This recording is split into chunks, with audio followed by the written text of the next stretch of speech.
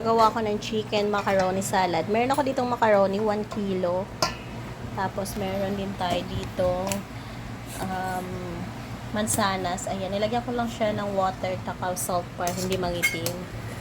Raisins, carrots, ang ating cheese. Tapos, meron din tayo ng tidbits, pineapple, and then, ito optional to, nata. May natira kasi, kaya yan, ginamit ko na. Tapos, itong ating chicken, shredded chicken. Pagsama-samahin natin dito. Meron din pala tayo dito ng angel creme densada. Ang ating mayonnaise at ang ating condensed milk. Ayan, halo-haloin na natin. Assemble natin. Nakita mo daw yung headset ni Papa. Chicken. Tidbits. Ayan. Lagay na natin. Itong ating carrots. Ang sarap ng carrots natin, oh. Ayan. Yung cheese. Ayan. Tapos, kinontent ko lang yung raisins kasi baka yung iba ayaw nila.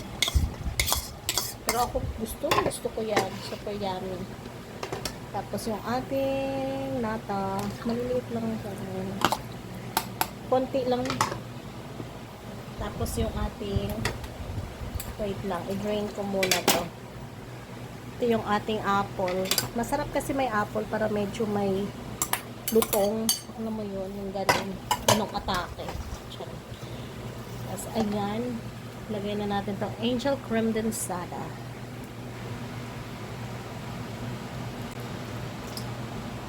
Ayan. Ko alam kung gaano kadami yung ilalagay ko. Kasi,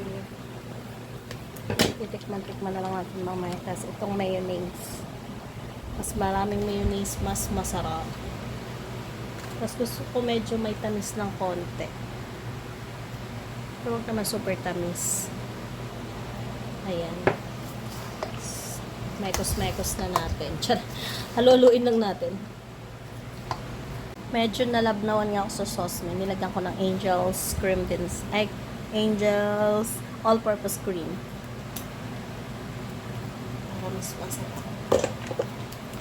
Tapos, itong ating mayonnaise. Masarap ng sauce. Huwag madami. Diba? Bongga. Sarap.